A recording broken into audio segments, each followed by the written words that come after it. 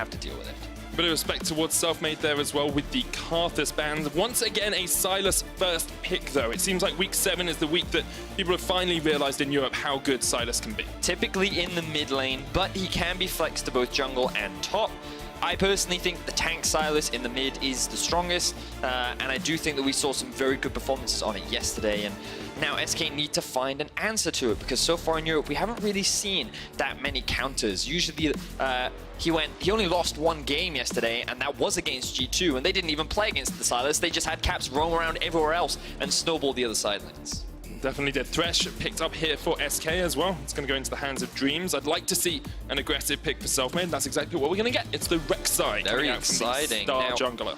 Many consider Selfmade to be one of, if not the best ganking jungler in the league. He just seems to turn every single gank attempt into some kind of success for his team, and Rek'Sai is one of the best champions to enable that. So very excited to see it in the hands of Selfmade, but G2 immediately answer with a bot lane of their own. Yeah, get the Kai'Sa and the Alistar for themselves. I like Alistar as a pick into Thresh. It's quite hard to actually take him down in the lane. Kai'Sa, not the strongest laner though, but I'd like SK to go to something a little bit more aggressive in Crownshot's hands, maybe even the Draven that we saw hovered. Well, so far, G2 have pretty solid scaling. Yep. They've got a form of engage with the Alistar, they have good side lane threat with the Sylas, and they also have good late game damage with the Kai'Sa. So I'm not too concerned with what we're seeing so far. We are seeing Pyrion go for the LeBlanc. We saw this matchup yesterday. I believe it was Nukeduck who played the Sylas into the LeBlanc of, I forget which team they were playing up against yesterday. Humanoid? It was Humanoid, yes, and we saw that the LeBlanc struggled. I'm personally not a fan of the matchup. I think Sylas can do very well into it, but clearly mid laners in the LEC consider it to be a form of counter pick, and if G2 is scared of it, they can always move the Sylas out of the mid lane and put him up towards the top side, or even the jungle. A lot of flexibility still in that pick. You can see SK Gaming a little bit scared of Jankos. His Elise last week was terrifying and has been for his entire course as a player, really, in the LEC. Tristana taken away by G2 as well, getting rid of a bit of that all-in potential from the SK Gaming bottom lane. Crownshot has gone to things like the Ezreal in the past. Not sure that's what you want to pick into this Kai'Sa lane, though. They may look to ban away the Jinx now. This is something that he actually used to play a lot when he played in the regional league. And I also think it can be a very solid pick into the Kai'Sa, but they're actually going to go towards the Vayne. Very scared of that potential out-dueling and out-scaling champion, which means that Crownshot does have the Jinx available. We were just talking about it, and immediately it is going to be that high priority for SK. I still only hovered over it right now, but wouldn't be surprised at all, as you say, if it is locked in. One of Crownshot's signature champions from his days in the regional leagues. Good prediction there. Vedius, G2 said they've got a bit of scaling, they've got a bit of side lane. How do they round out this composition? Well, I think they could go for the Olaf here if they want someone that can match the Rek'Sai in terms of early game pressure, but it depends how much towards the early game they want to go. Jarvan would arguably be one of the safest because it just acts as better follow-up engage as well. But the problem with G2 is you can never really predict what direction they go with their draft because they're so versatile. But now we see that, again, you can still flex the Jarvan, but there's no value at this point because you have to lock your next 2 picks in. So Jarvan, they have engaged, they have decent scaling. If we assume that the Jarvan is in the top lane, then I would say either an Olaf or... I don't know. Yeah. I'm out of champions. I think it's a little bit tough. Looking at the composition, I wonder if they needed just a tad more damage to round it out, if the Sylas is going for that more tanky build. That's fair. That's fair. I like the Aurelia pick here. It looks like the Jarvan probably going to go to the jungle, although we have seen a couple of Sylas jungles as well. It's definitely, I think that we can safely assume that the Jarvan is in the jungle and the Aurelia is top. So this is something that G2 have showcased now, that they're happy to blind pick the Aurelia. I think that's quite cool. But SK immediately have an answer to it. I really like Poppy into the matchup. I think that she can mitigate a lot of the mobility that Aurelia can bring, and I also think that after they removed the shield shredding power that Aurelia used to provide, Poppy now holds her own much better in this 1v1 as well. Also, a very good answer into just overall the mobility from the side of G2. The Alistar engage, the Jarvan EQ combo, the Sylas dashes. I'm not entirely sure if the Kai'Sa ultimate counts. I think it is a dash rather than a blind. You stop her at the edge of Poppy step forward. Which means that Poppy can interrupt every single mobility skill that G2 is running for themselves right now. So I like the pick overall. I can see how it is in terms of the overall team comp. The only thing I'm concerned about for SK is that late game, because I do think that while they do have some insurance with the Jinx, by going for Rek'Sai and LeBlanc, it means that you almost have to get a lead towards the early stages so you can transition into a solid mid-game. And what we see is that the mid-game is where G2 seem to explode. That 15 to 25 minute mark, when the game seems even, is when this team really turns online and starts to get very proactive, looks for a lot of skirmishes and fights. And I think their team, again, is very good at these skirmishes. They have very strong 2v2, 3v3s. They have the ability to move around the map pretty freely, and I think this game is going to come down to, can SK get Pyrion ahead up against Caps? Meanwhile, I feel like that for G2, their focus is going to be once again to try and get Wonder ahead, see if they can get this Irelia strong in a side lane, and then they can set up for a 1-3-1 with Sylas on one side, Irelia on the other. Yep. And then just basically control all three lanes. And you have the Kai'Sa for any late game team fights that you might have as well around those neutral objectives. Last time these teams met, it was about even at the 15-minute mark. At the 25-minute mark, G2 had ended the game with a 9,000 gold lead. So as we heard on the desk, as we heard from you there, Vedius, SK need to avoid losing out in those mid-game skirmishes. We're going to jump onto the Summoner's Rift. I think you've kind of already alluded to it, but I'm going to ask you to elucidate just a little bit more about where you think SK are going to play this early game. So very much around the mid lane. I think you have to kind of get Pyrion ahead. On the LeBlanc, it's very important that you have an advantage up against the Sylas. And we might take a little closer look at the mid lane matchup, but we'll see how this plays out in the early stages, because Jankos right now is setting up an invade, but he has been spotted. Uses the spear just to check out. Pyrion takes stun first. Jankos has to use the flash, and that is a Summoner spell burnt already on the G2 jungler. So he's showing that respect. He didn't want to run the risk of getting collapsed.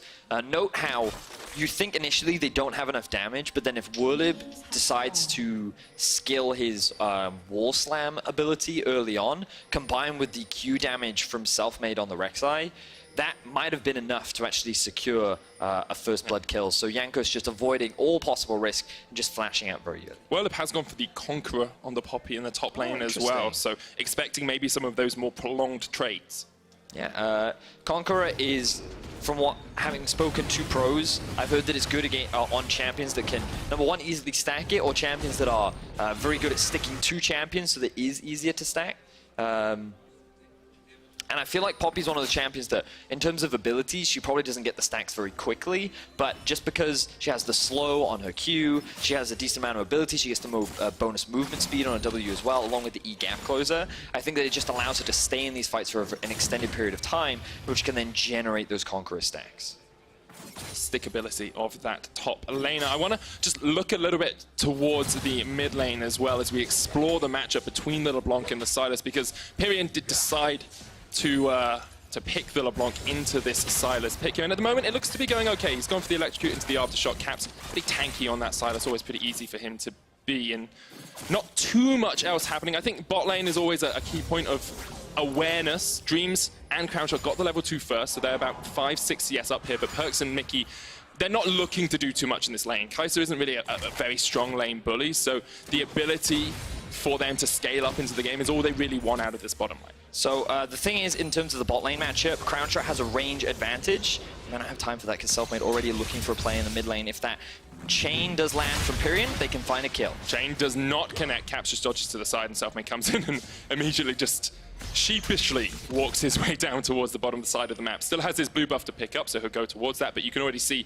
G2 trying to keep vision control around this mid. They know that's where SK will be playing. Well, if we take a quick look at the minimap, you'll notice that Wonder has priority in the top side of the map. The Irelia versus Poppy matchup usually means that Irelia has push in the early levels, can trade a little bit more effectively, and as you can see already, it does cost a bit of mana for Wonder, but it means that he can just keep this wave push underneath the tower and just kind of force Werlib to play on the defensive. Meanwhile, on the bot side of the map, the opposite is happening in favor of SK. When you pick the Kai'Sa, you are outranged by the Jinx, which means that every time you approach the wave, you're always going to take that form of harassment, which means that it's very difficult for Perks to actually get priority, and then when you're playing up against a Thresh as well, one wrong move, you get hooked up into the Flame Chompers, immediately you lose a lot of your health. So SK have priority bot, G2 have priority top, and then in the mid, it's fairly neutral, and that's why jungle influence is so important for the side of SK, because when you're playing on this bit of a timer, when you're on this LeBlanc champion, and you kind of want to get to that Ludens as quickly as possible, you want to have an early lead so that you can start moving around the map and use your mobility to find these picks. It's very crucial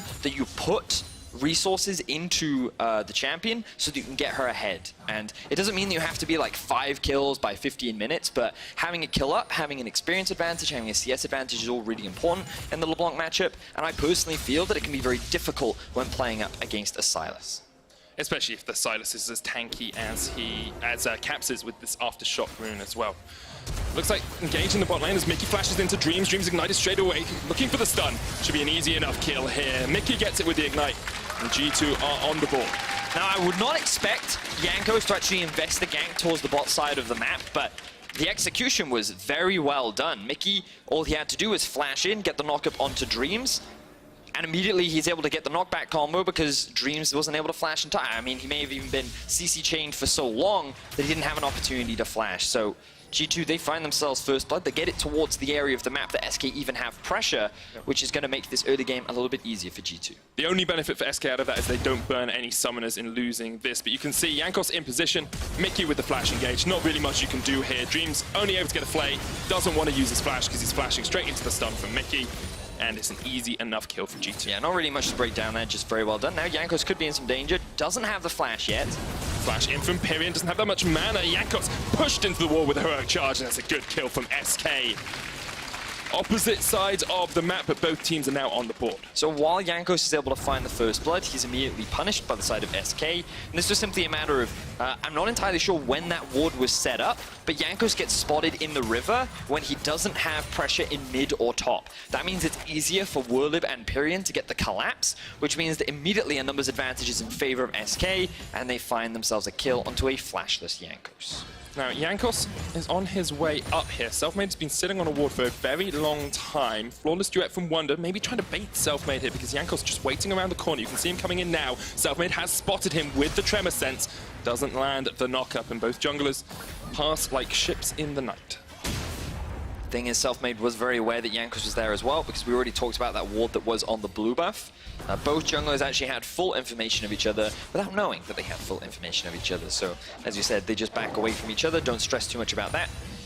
Meanwhile, we see Mickey now on the roam. Boots of Mobility already picked up very early on into the game. He doesn't have that much vision available to him, so he's just scouring, seeing what he can find, maybe a control ward or two, but SK, they've actually invested all their vision up towards the top side of the map, and that's somewhat expected because based on yesterday's performance, when they're running the Aurelia, you would expect G2 to try and snowball this lane, and they've been trying to protect that, but unfortunately for them, Jankos decides to go bot early, and it ends up in first blood for G2. And part of it's the matchup as well. Yesterday it was an Aurelia into Jax. You don't want to let that Jax get any sort of leeway into the game, whereas here, Wonder can just win the 1v1. Mickey caught out a little bit down towards the bottom side. Has popped the trample. Dreams taking a bit of damage. Selfmade on his way as well. Good flay back. Mickey with a knockback, but Crown Shot has a lot of damage coming out on this Jinx. There's the kill. Jankos coming across now as Caps joins the fray, steals away the Void Rush, jumps straight into Dreams. Might look for a little bit more of the chase. Not going to get anything more out of it. Pyrion doesn't want to jump in onto Caps. Ends up being another 1-for-1, just supports traded, as AD Carry picks up a kill on the side of SK, and the same can be said for Caps. He managed to make the roam down much quicker, and he had the Rek'Sai ultimate available in the event that someone were to flash away. But note how all of the summoner spells are now gone for SK, as they committed hard for this. Now, Mickey, he's just trying to get a bit of vision down. Dreams rather, just flashes on top of him, gets the Lantern. They set up the Chompers to try and lock him down, but he's able to walk around them. And here, I think Perks could have healed him a little bit earlier. While the Ignite is running, having that extra bit of HP would have been enough, but Perks, he uses the heal too late. That means the Crown Shot gets the kill, but then Caps is able to make his way down much faster because SK is so overextended towards G2 side of the map, so Pyrion can't really offer a huge amount. Some very fancy feat there for Mickey to dodge out a lot of the stuns early on. As you say, the heal may have saved his life. In the top lane, Wonder still has about a 20 CS lead or so. Has burnt his teleport. It's going to be back on about the same sort of cooldown as Whirlib's. But 8 minutes in, both teams just trading kills here and there. I think SK will be happy enough, although they probably would have preferred a few of these kills to go across to Pyrion.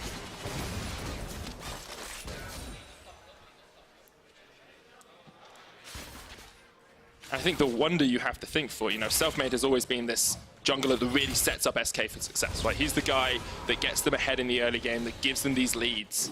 And on a champion like the Rek'Sai, who's risen to priority on 9.4, who is all about the level 3 to 20-minute portion of the game, he has to be the one to take the take the initiative for this SK team. Yeah, he certainly does.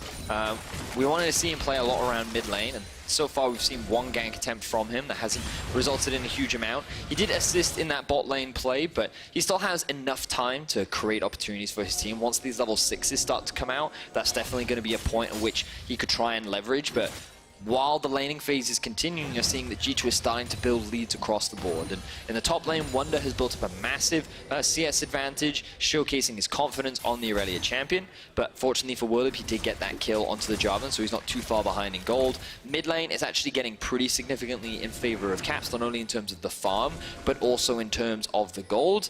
And the same can be said in the bot lane, where Perks is just slowly ramping up as he's building up a pretty hefty CS lead himself.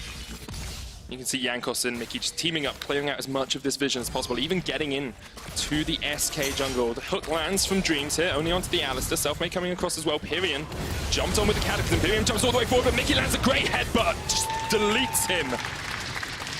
And SK thought they could react, but G2, once again, just that step ahead. And now the LeBlanc is in a very dire situation as he has to go back to base with nothing. G2 pick themselves up another kill. They're looking to even steal away the blue buff. Caps, he probably isn't going to secure this one though, as Selfmade is hanging around, and we see a fight in the top lane. Well, gets a shield from picking up his buckler, but Caps does just take it. Selfmade didn't want to go for the fight. There was no vision in the river from SK at all, so you just didn't know where anyone else. And G2, they just take everything off the bottom side of the map. They get a kill, they get the blue buff, they get the dragon, they get a lead in the top lane. This is pretty dirty to watch. Wunder just going for the dive. Great heroic charge there from Whirlib into the steadfast presence. Might even have the 1v1, but Wunder flashes. Will be a 1-for-1 trade in the top lane. Whirlib getting what he could out of that. You can see the smirk on Wunder's face as he knows he got outplayed there. That was beautiful stuff from Whirlib. We're going to start off with the replay down towards the bot side of the map. You'll note how Mickey, he feels he's safe. He does have the flash up as well, so he's just trying to clear up some vision. We don't have time because we have another fight in mid. Void Rush came out from Selfmade there. Rocket. Oh! Caps almost jumped into it, but didn't quite. Looks like it was a 2v1 in the mid lane that Caps comes out of alive. Nearly gets the kill there onto Pyrion as well, showcasing the power of Silas, going for the Proto Belt early. But in that last replay, what I wanted to highlight was the fact that Mickey, he actually played with very good awareness of what was going on. You know, he had support from the rest of his team. He knew that Caps was going to collapse first. And what I thought was interesting was how EULCS burned the ultimate onto a LeBlanc. And initially you think this isn't the best target because you can't lock her down, but what you do is you force her to W, which means that there's that small delay period where she can then be CC'd because she can't then jump back, and then that's immediately what Mickey's able to punish with a good knockup. So I really like the decision making there from EULCS to kind of force Pyrion into this awkward situation. Decision making here as well from SK, saying we can't fight in that bottom lane anymore because we want to go for this Rift Herald, so they move everyone up to the top side.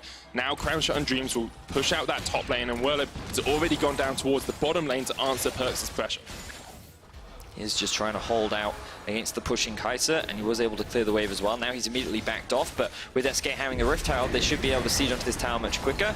Notice the positioning of Dreams right now. He hasn't hit the tower, which means they can funnel all this gold onto Crownshot, but in the bot lane... Yeah, Whirlib getting dived on the other side of the map. Lands the heroic charge only onto EULCS. Mickey's still tanking up the tower. Cataclysm actually pulls him in. Mickey's so low, Whirlib will go down as well. G2 with the perfect tanking of that tower. They lose the tower in the top side though, and SK keep that gold lead at only about the 600 mark. Whirlib showcasing how tanky he is on the Poppy, is able to buy a lot of time for his team while they secure the top lane tower.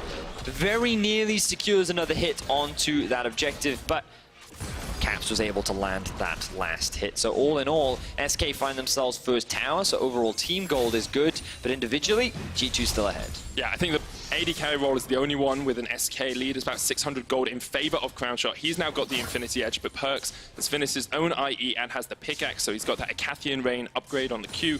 It's evolved that to chuck out 12 little spiky boys instead of only the 6. It certainly is. Sorry, Medic was having a swig of water there. That's all right, mate. Meanwhile, no one would have known. The dive on the bot lane. Mickey gets interrupted with the W from Whirlib. You can see, just Poppy is so obnoxiously tanky. The last hit does come through from Perks, but you're right, Mickey leveraging the most out of his ultimate to just buy time, stall underneath the tower. And they end up finding that kill. Now, no objectives have been secured. I say no objectives. The Cloud Drake has been secured. No towers have been secured for G2. But regardless, they still sit with a 1,000 gold lead, largely because of the massive advantage Wonder's been able to build in the top lane, and Caps has been able to build in the mid lane. SK have not been able to get Pyrian ahead. We haven't seen a huge amount of early game action from Selfmade. And while he's not in a bad spot, it's only going to get worse from here, as Woolib is now in a 1v1 against Caps. 1v1 in Caps. He steals his ultimate away and knocks him over the wall, though. Oh, that's quite pretty to watch. Selfmade caught out here by EULCS, though. The stun's going to land. Flawless duet comes out. Vanguard's juiced as well, but Selfmade, nowhere for him to go. He's taken out, and G2 get a kill on the other side of the map. Good use of the flash there from EULCS to interrupt Selfmade as he's burrowing to try and escape from that situation. Ends up being another kill going in favor of G2. I think that went in the back pocket of EULCS, and now they're setting up a siege onto the mid lane. And as much as we said, G2 have not got any towers yet.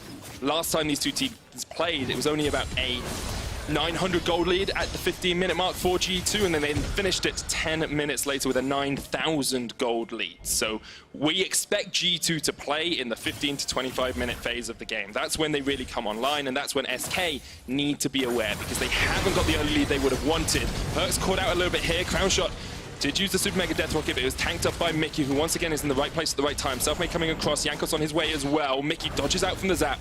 And Dream's actually going to flash in here. Unstoppable onslaught. Sorry, the ultimate used by the Alistar. Selfmade gets the kill. So good stuff once again from SK to find a pick. I think that was a mistake from Perks there, that Mickey had to then use his life to cover for. I think so too. Yeah. Good guy, Mickey, doing what he can to protect his AD carry's KDA. So we will get a replay of this one. Yeah, so he ends up getting hooked. He walks over a wall that he doesn't realize is there. Mickey not only body blocks, but he also just absorbs a lot of the crowd control to make sure that his AD carry doesn't die. And then Dreams comes in with the flash to help secure the kill, which then sets up for EULCS to say, yeah, no. If Wonder had more mana and maybe was in a better position, had the ultimate, they could have gone for that fight, but he wasn't in a position to do so, and therefore they just backed away. What surprised me is that they even had Wonder in the mid lane when Silas doesn't have teleport. Maybe they feel that Silas at this point in the game is stronger into the Poppy, especially seeing as he has no magic resistance. I guess I could see it, but it does mean that playing for these objectives could be a little harder. Unless, of course, you're G2 and you'd already set up that vision earlier to secure this objective. Well, we'll see if they keep Silas in that side lane, because it looks like they've gone back to keeping Wonder up towards the top side with Caps here in the mid. He's actually gained about a 40 CS lead over Pyrian, so he's in a very strong spot, and both teams just sort of gesturing down towards this bottom side of the map. G2, as we see, sitting on 2 dragons, have already got a tower down as well, about a 2,000 gold lead for them now, and you getting to the point of the game where SK, you feel, have to do something. Just have to do something a little bit quicker, because they haven't got the early lead they wanted in the 2v2 mid. They haven't got their AD carry ahead. Whirlid is behind, mid is behind, bot is behind. And when you come in against a team that can 1-3-1 and you have no one who can answer in those side lanes, it's not a pretty sight. Nope, not really. G2, they don't have to force anything too hard right now. Their scaling is going to be pretty good. As you rightly said, they have the Silas, who's in a very strong position right now. So what SK have decided to try and do is actually group up, get some vision with more numbers, which means that G2, while they're isolated, obviously can't fight this, so they're forced to back off. But it does mean that they regain control of the side lanes. You can already see Wonder up on the top side of the map, setting up towards that tower. He's going to try and clear this out as quickly as possible with his Tiamat. And Whirlib then forced to split apart. You have Crown Shot trying to catch the farm on bot. And this is the kind of situation that G2 want for themselves. And you'll kind of see this a lot. SK just starting to group, trying to force something in their small windows, and then G2 trying to keep the map as split open as possible so that they can leverage their strong 1-3-1.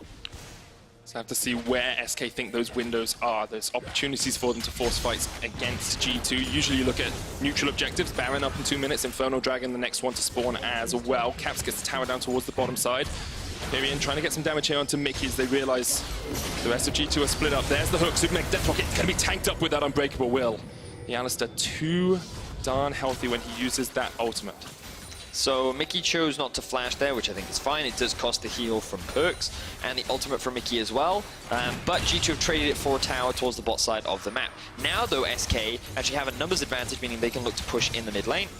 and they're set up for success, but I don't think G2 want to give this one away for free. Yeah, Wonder going to flash in with the ultimate, lands it onto Pyrion. There's a teleport straight away from SK. Pyrion jumps back in. Chain's not quite going to connect for all this duet hit onto Whirlib. No minions left here. Cataclysm goes down. His core Dreams. He's healed up, but they get Jankos, and Wonder unable to jump onto the backline. Dreams still alive as well. SK somehow got out of this one. The stopwatch as Mickey engages. Selfmade there, 3-man stun. Pyrion jumps onto the backline, but now it's all about Caps and Perks just getting damage down they can. Pyrion jumped all the way across. It's a second kill for Perks. He's on the chase. Whirlib has to flash away. Caps can't quite land the stun, but it's a triple for Perks. The Kaiser's well and truly online, and G2 just turn around SK's play in the mid lane. Mickey hunting for more. He has his eyes on Crown Shot and Selfmade, but the rest of G2 are going to be more than happy just taking the objective for themselves. I love the ultimate from Whirlib. It looked like he had found a very good fight setup, but Caps, he wants more. Oh, he almost just bursts out. Crown Shot steals the ultimate away. Can't quite land the Super Mega Death Rocket. Now, actually, maybe SK can turn it around because Mickey's so low. Crown Shot can't quite get the damage down, and so it's a 1-4-1 trade.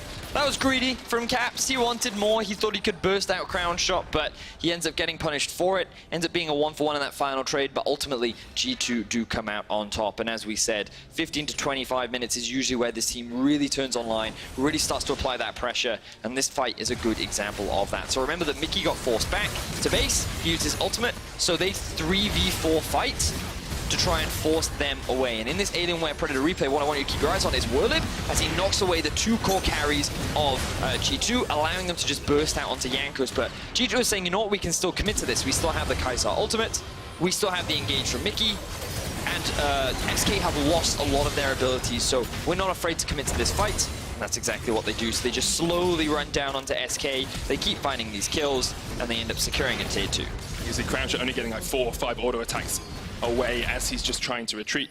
Caps went in a little bit too deep. It would have looked sweet if he had got the kill by stealing away the Super Mega Death Rocket, but wasn't quite able to do it, and we always wonder how effective Silas can be, where you can see Caps topping the damage charts there on the mid lane Mage, showing us just how strong that champion could be. But 1-3-1 once again, it seems to be from G2 as they put actually Perks in towards the side lane here. He picked up a lot of kills in that last fight, so now has that Ginsu's complete 1,000 gold bounty on the Kaiser as well. So maybe if SK can find a pick, they can start to eke their way back into this game, but they are 5k behind.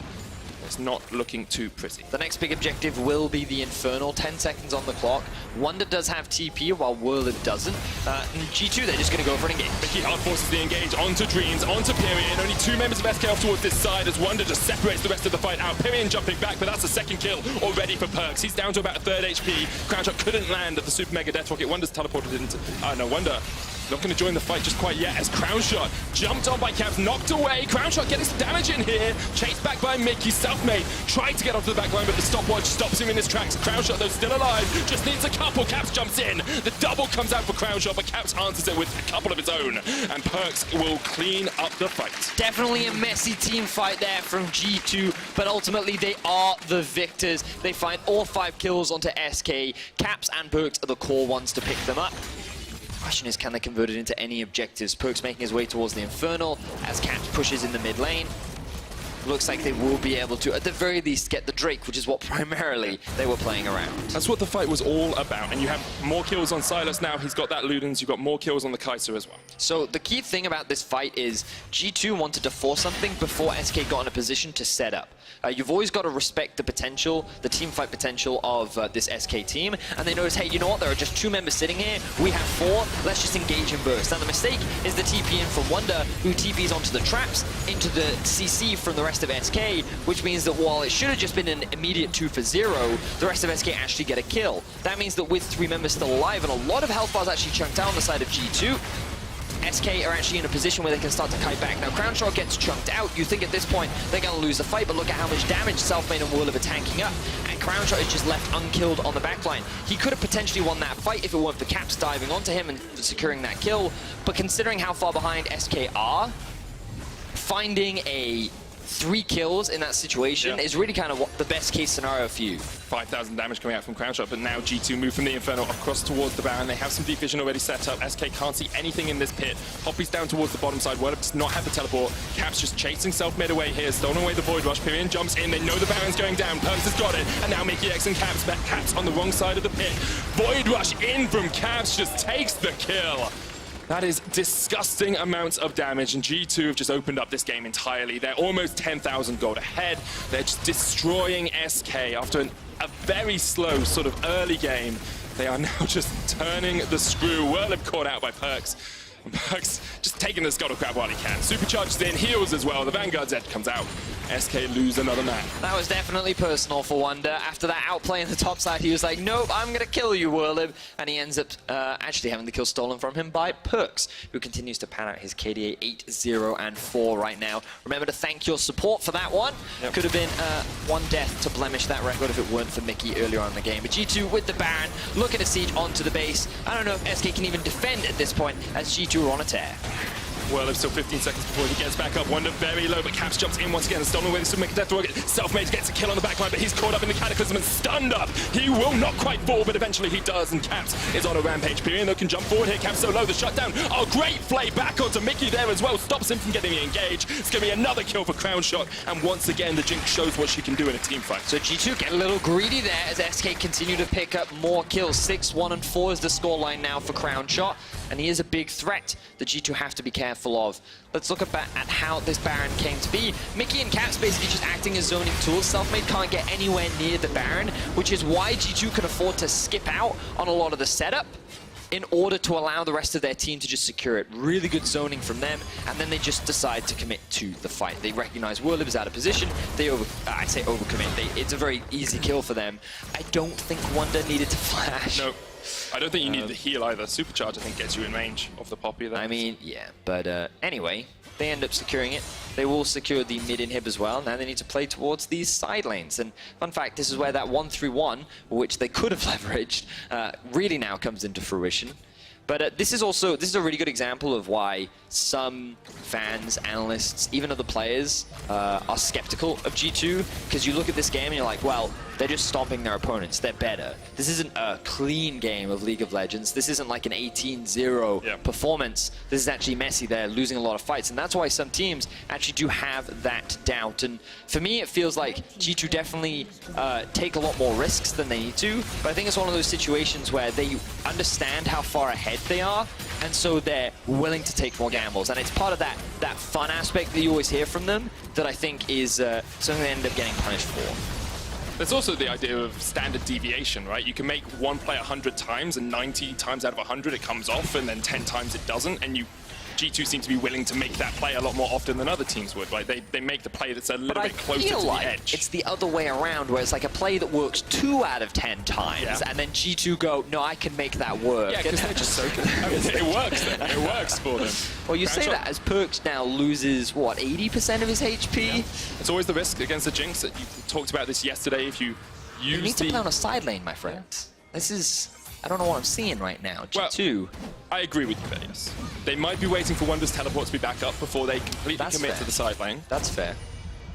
He's just going to steal away this blue, but I mean, it's still a 9,000 gold lead. We're still only 27 minutes into the game. There's still another Infernal Dragon for them to pick up. The other thing is, so on top of not having teleport, he also doesn't have Baron. So I guess they were very much of the opinion, well, you know what, we may as well just group up and leverage this Baron to siege onto the towers. They do still get the tier 2. Nobody ends up dying. They don't cost any summon spells, so it's not the end of the world. And I think the Baron has now worn off. So next objective is the Infernal.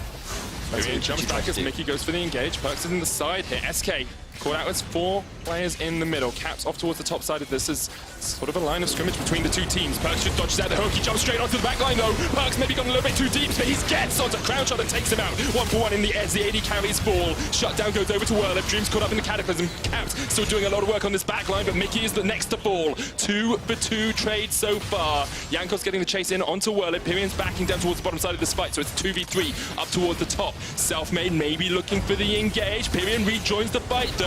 Whirlib there. Selfmade gets in. Wonder's down, and SK turning this one around. The Void Rush used by Selfmade. Jankos dead. It's only Caps left alive. Whirlib knocks him back. Can Pyrion get the damage on Caps? Trying to trade him for 2v1. No way! No way! He can't quite do it. Whirlib shuts him down, and G2 lose the fight. But SK, they find themselves an ace against a G2 that was 10,000 gold ahead of them. Fantastic stuff from the SK lineup as they fend off G2. Now, The commitment here for G2 is we have to kill Crownshot. He's the only threat on this team. And Perks, he seems to go back to his old mid lane days where he seems to think he's the assassin. And while you can do this on the Kai'Sa, you put yourself in a position where Wurliv had free reign onto that primary AD carry and was able to shut him down. And then at this point, you've lost the Kai'Sa, Sylas is out of the fight, and you still have a Rek'Sai, a LeBlanc, and a Poppy that will have plenty of damage to turn this around. Now, we can't even see the end of the replay because the the Dragon rather, has been started off,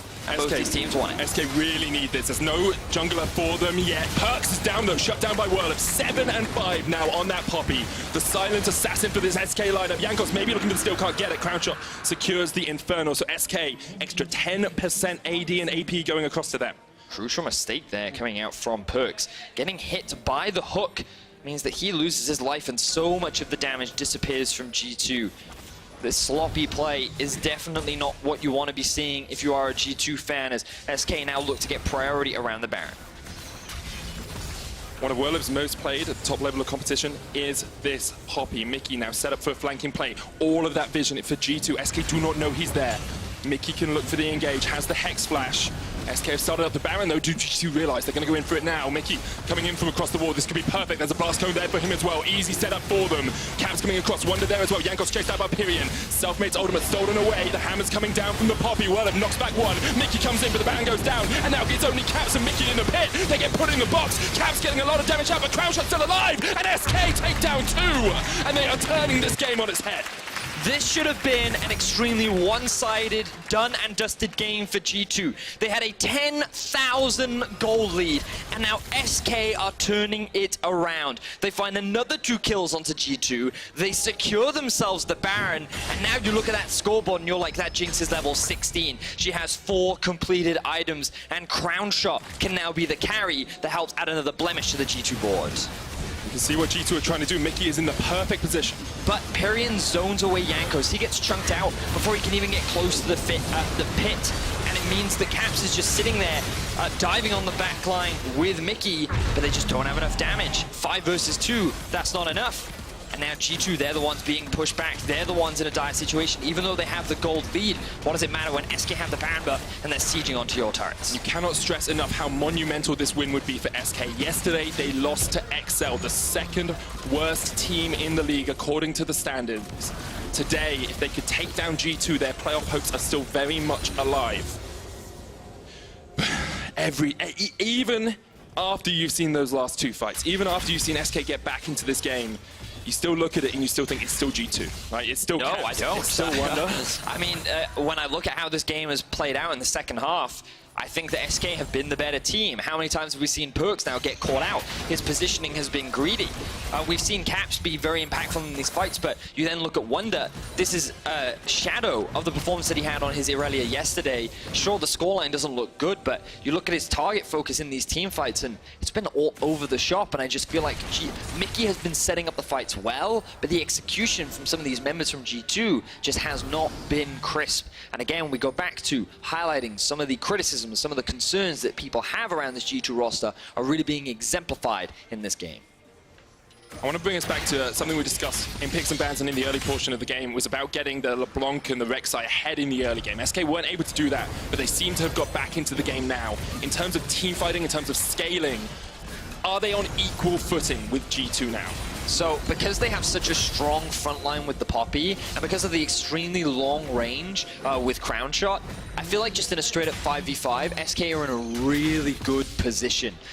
But I still think that it's really difficult for Pyrian to leverage this LeBlanc, who doesn't have that much damage at this point in time, and you still have these split-push threats of Wonder and Caps that are just causing chaos in a side, and you can see Caps is able to even secure an inhibitor tower, but he doesn't have the teleport. So G2 now getting sieged on in their bot lane tower. SK looking for the inhib. Teleport comes out. Caps immediately goes for the inhib himself. G2 trying to stall SK, but SK might just take the fight. Wonder down to about half HP. Wurliv Joseph Pugs cleanses it away. Great knock up. The Cataclysm comes out as well. But already Jankos is down. And now SK just trying to turn and burn on this fight because Caps is on their inhibitor. He's looking for the base. One down. Jankos falls. Crownshot takes down the inhib. Takes down Mickey as well. Is this it? Is this the moment that SK keep their playoff dreams alive? They take down G2 in their base. Wonder trying to do it again. Perks there as well. But already the second Nexus Tower's full. Caps is on the Nexus Towers, but SK are on the Nexus, and they will take down G2.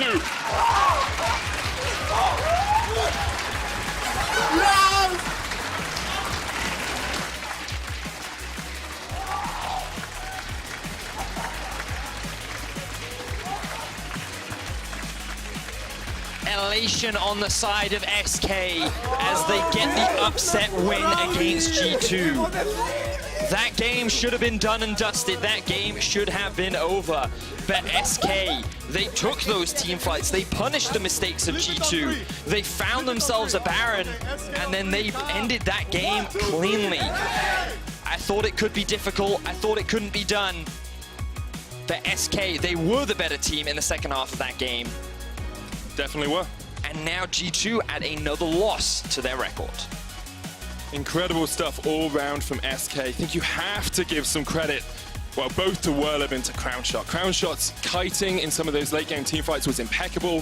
Whirlib, after being put so far behind, even ended at almost 100 CS behind Wonder, just had so much impact in teamfights, was able to do so much on this Poppy, and really had, probably, to me, the best performance he's had this split. I was really impressed with how Whirlib played this game. I feel like, as you rightly said, given how far behind he was put, the fact he was able to have such a massive impact on these fights was really monumental. He really locked down the crucial targets. He found himself a number of kills. He did his best to try and deal with Silas off in a side lane, and I'm surprised the Caps tried to go for the end game, but I guess they'd realized that they couldn't win those 5v5s. They decided not to try and do it, and they end up losing in the very end. But, you know, it's one of those things where Crownshot, it's one of those situations where you could make the argument, well, he just had a really good scoreline, but did he do that much? But the thing you really have to credit him for is the fact that when you consider how far behind this team was, he actually only died twice in the entire game. Yeah. When you had all those divers, you had the Jarvan, you had the Aurelia, you had the Alistair flashing on top of you every single time. But I just feel like that with the combination of Whirlib and his peel, with the fact that Crownshot had all this threat onto him, these two together were a large part of why SK were able to find this extremely important win against G2. Well, they definitely were. That's also the reason that Whirlib and Crownshot, alongside Pyrion, are looking to become your key player of the game. Make sure you vote on LOL at LOL eSports on Twitter. I don't know who I'd give it to. That's a tough one. That's what I'm going to leave it to the fans to decide. Yeah, we should leave it to the fans. Yeah, I'm going to leave it to you guys. I think looking at that game as well, though, you can't only talk about SK's success. You have to talk about a couple of mistakes G2 made. I mean, I look back to the tower dive from Caps on that mid lane inhib. You went too hard. They could have just got the tower. They could have just got the inhib with the Baron buff, but instead, they lost out on their mid lane. Well, ultimately, it's one of those situations where I felt like they had a 1-3-1 comp. They didn't try and leverage it, even when they had the Baron themselves. They kept trying to team fight, and ultimately, that's where their undoing came to be. So I felt like that was a pretty disrespectful game from G2. They got rightly punished, and SK, they earned themselves a very important win in the race for playoffs. Well, to hear from I am sure, elated Crownshot, we're going to head on over to Law. Thank you, guys, and thank you, Crownshot, for joining me. I mean, you lose to XL yesterday, you beat G2 today. What does it mean for SK? I think it's quite sad that we're so inconsistent, because every game is important right now to get playoffs, and we shouldn't really be dropping games to the last place team, but of course it feels good to win against G2. And you had a new coach this week. I mean, you had 3 coaches in only the spring split, so how did you work to make this one happen with the new coach? We felt that it would fit us better to have him on stage for the draft, and we all thought this would be the best idea, so we just went with it. I mean, talking through the game, you had a rough early game, and then you started to come back. When did you know in-game that you could actually take it? We started winning some fights when they started being a bit too aggressive and a bit too sloppy in their fighting. And when I got like 3.5 items, I knew that we can actually win this game through team fights. So with this win, do you think you can actually tank on every team from now on and reach playoffs in the end? Well, I think the level in LEC is quite close right now between all the teams. So I think if we just keep improving, we can beat every team, yeah. Well, thank you very much for your insights on this game, and congratulations on this immense victory. We're going to take a short break, and when we come back, it's going to be Splice versus Schalke 04. Stay tuned, guys.